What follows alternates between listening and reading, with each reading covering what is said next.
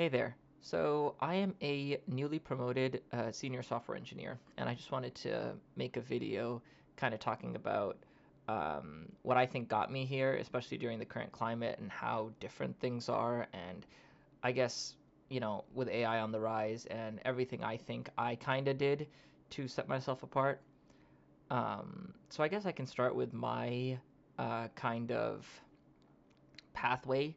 I am pretty non-traditional, so like my bachelor's was not in computer science. I took some computer science courses in my undergrad, but I did a master's in software engineering to kind of get my foot in the door, and I did internships along the way. During my master's, I also worked for a consulting firm, which was, software engineering adjacent. But I didn't get into my current role until like 2 years ago in 2023. And I got hired at a software engineer two. So this is my second performance review. And my boss last week told me that I had been promoted to a senior one. At my company, we have, engineer one, engineer two, senior one, senior two, and then staff. So I'd say that I'm, maybe not like a pure senior, but I'm definitely not like a pure mid-level either. But like, in between a mid-level and, a true senior is what I would say. And I think that the main things that contributed to this really is my attitude towards programming and just like corporate in general. And what I mean by that is every single project that I got, I never once thought about, oh, how hard this is going to be or, what I would want to achieve out of it. I just wanted to do the best that I could and learn as much about the project as possible. So, for instance, like I'm a backend engineer, and most of the time I work on C++ code, and typically we'll have Python bindings and some Python API that users can interact with. And that's what I primarily did. Originally, when I started, I was working on a program to port some old legacy Fortran code that was written in the 80s and 90s to modern C++, just so that development is easier going forward and we can add more feature requests. Because as some of you guys probably can imagine, when you are coding something for a very, very long time and it's within one language, it gets to the point where the tech debt is so much that, maybe rewriting the whole thing is better than just smaller refactors. And these are just business decisions. How much is it worth to refactor or to rewrite rather than refactor, and is it really stopping further development? So I have never worked in Fortran before in my life, right? And like reading that Fortran code, it really didn't make much sense. And this is before like AI got to the point where I could use it a lot to like get a lot of stuff done. And it's still, even to this day, it's not very good at Fortran. But I took it upon myself to basically learn as much as I could about Fortran and do the best that I could do. Past that, pretty much every single project that I got put on, I basically took ownership of and did the best that I could to learn about it and basically make my boss's life easier, right? So all of these projects that I was working on, and it's about like three or four that I did, that I basically took ownership of and treated as if that like I was a solo person on it, right? Granted, there were other people working on it, but every single thing that I did, I tried to give impact on, or like my opinion on things that were outside of even my scope, right? Like if I'm put on code reviews, or if somebody's having a meeting that I'm involved in, talking about, okay, what should we do next, and right, like outcomes. I tried my best to basically put myself in the shoes of the product owner and what the users would want to do or want have done for the project. And I think having that attitude is what really set me apart to getting promoted, because there were a lot of other people also going for promotions. And I think I also got relatively lucky with the projects that I got that I was actually interested in.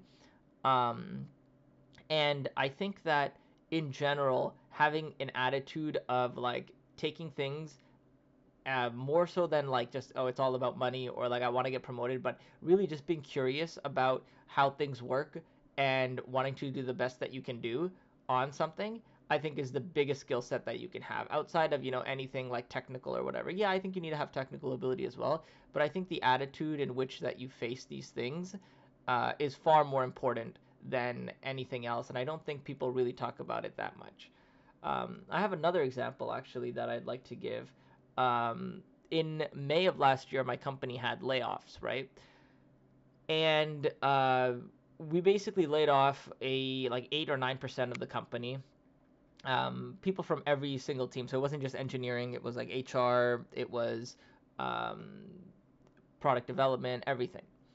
And what ended up happening is that my team basically said, okay, we laid off these people, but the projects aren't going to stop. So basically, whatever work the people that were working on is basically now going to be distributed. And one of the team members was a staff engineer that was working on a very specific project for a customer need. And it wasn't very well documented because a lot of the stuff was on his computer. And so my boss was able to port all of his information that was needed for the project and a couple slideshows that he did to show progress. But a lot of the code that he had was in scripts here or there, and he had some commits that I could work off of. But the idea was that I was tasked with trying to piece together what he was trying to do and basically complete it so that we could ship it to customers, or at least test it before we ship it to customers, right? Some validation that the idea that he was working on worked. Now, to give you some more context, I was born in 1998. Okay, the first paper that was published on the idea that he was working on was published in 1996.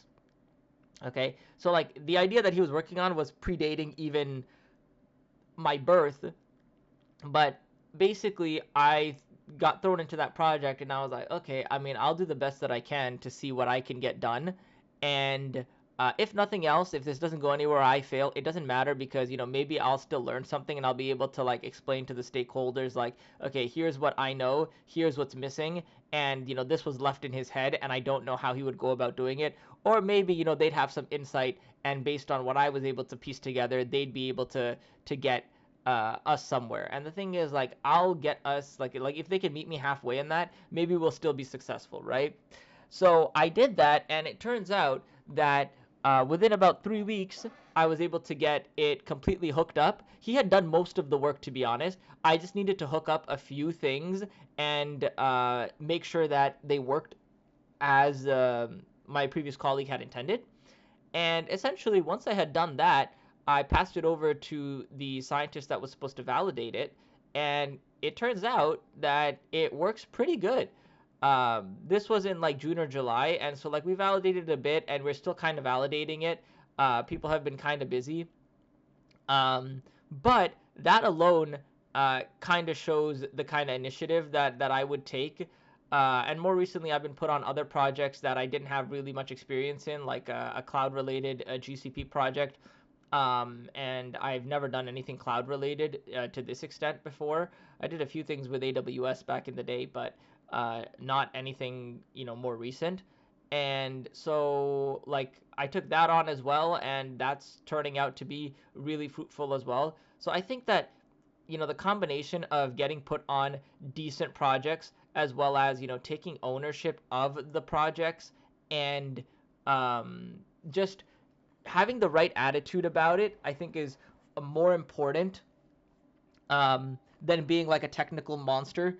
Because I'll be honest, I don't think that I'm technically amazing. Even in a lot of code reviews that I get, I feel like I make a lot of mistakes that other engineers, maybe my level or even lower than me, wouldn't make these kind of mistakes. But I think that because I can communicate pretty effectively and I have a good attitude, people think that I'm reliable and they trust me. I think that's also very important is if you can make the lives of those around you easier, whether they are your boss or your colleague or even a junior to you, I think that that benefits you a lot, right? Because people want to work with people who make their lives easier and allow them to excel as well, right? Again, if I get promoted and I do good, it makes the people that are in charge of me also look good, right? It makes my team in general look good. So I think that instead of focusing just on like, okay, I did all this work and it's good work and that's what's gonna like make the differentiating factor. Some of it is luck based, where I was put on projects that were pretty decently visible within at least my team or like the sector that I work in. But nothing too crazy that, oh, we pushed this thing out and now like a million customers use it. No, like even the industry I'm in, we don't have, um, you know, things like that. But I do think that having the right attitude and trying to make the lives of the people you work with easier makes your life better at work as well. Because now, I'm in a much better position because people think, okay, he just got promoted, right? I'm relatively safe, I would say, for the AI impending doom for at least maybe another year or so, right? But then I still need to kind of like keep pushing and focusing for like, okay, what's the next step, right? Like, what else would I need to do to get promoted to the senior two?